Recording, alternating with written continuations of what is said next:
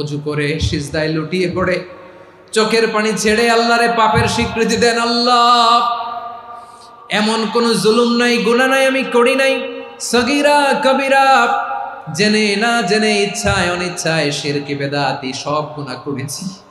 আল্লাহ, আকাশের নিচে জমিনের উপরে আমার চেয়ে বড় গুনাহগার আর কেউ নাই।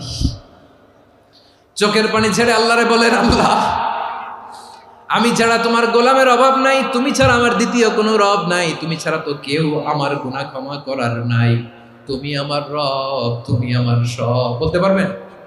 এই তাকরীর আমার পটুয়াখালীর ভাইয়া, এই স্বীকৃতিটা দেখতে আল্লাহ বড্ড ভালোবাসে, কারণ আমরা সবাই গুনাহগার। আমরা সবাই কি? বিশ্বনবী বলেন, কুল্লুকুম খাত্তাউন, বানি আদম, তোমরা সবাই পাপী।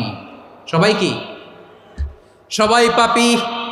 আমরা সবাই পাপী। আপন পাপের বাটখারা দিয়ে অন্যের পাপ মাপি। আমরা যে পাপী এটা ভাবতে মনে চায় না কারো, খালি অন্যের পাপ দেখি আমরা, এটা ভুল।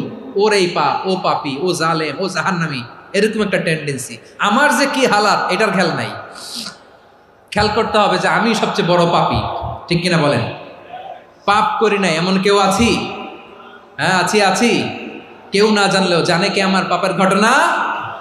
পৃথিবী না জানুক আমি তো জানি, আমি কি পাপ করেছি।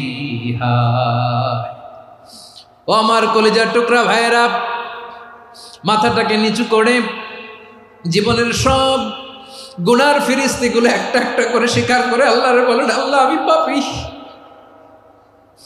আল্লাহ, আমার চেয়ে বড় পাপী এই দুনিয়াতে কেউ নাই। আকাশের নিচে জমিনের উপরে আমার চেয়ে বড় পাপী কেউ নাই। একটা একটা করে আল্লাহ স্বীকার করি আমি পাপী। সব পাপের স্বীকৃতি দিলাম। পৃথিবী না জানুক আমি তো জানি, আমি কি পাপ করেছি। হায় আমার পাপের করলে বিচার, বাচার আমার নাই উপায়। দয়াময় তুমি মাফ করো আমায়, মাফ করো আমায়। আল্লাহ তাআলা যদি দয়া করে আমাদেরকে মাফ না করে, আমাদের বাঁচার কোনো উপায় নাই। আপনি কি ভেবেছেন আপনার নামাজ দিয়ে আপনি জান্নাতে যাবেন? আপনি তাহাজ্জুদ গুজার, সেজদা দিতে দিতে কপালে দাগ ফেলেছেন, এটা আপনারা জান্নাতে নেবে না। আপনি এলাকার সবচেয়ে বড় হাতেম তাই, দানশীল, এই দানের ভরসায় বসে আছেন, কুশ্চিন কালো না। আমাদের নামাজ, আমাদের রোজা, আমাদের ইবাদত, এগুলোকে মিজানের পাল্লায় উঠালে কোনো ওজনই হবে না। তবে আমাদের একটা কৌশল জানা আছে, আমরা আল্লাহর রহমতের ভিখারি।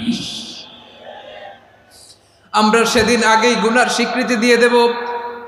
আমরা বলবো, আল্লাহ, তুমি প্রশ্ন করার আগে তোমার একটা কথা বলি, আমারে কিছু জিজ্ঞেস করো না, আমি সব করেছি। এমন কোন পাপ নাই যে পাপ আমারে দিয়ে হয় নাই। তোমার রহমত দিয়ে তুমি জান্নাতে পাঠাবা, তোমার দয়ায় জান্নাতে যেতে চাই, আমল দিয়ে না। পারবেন বলতে?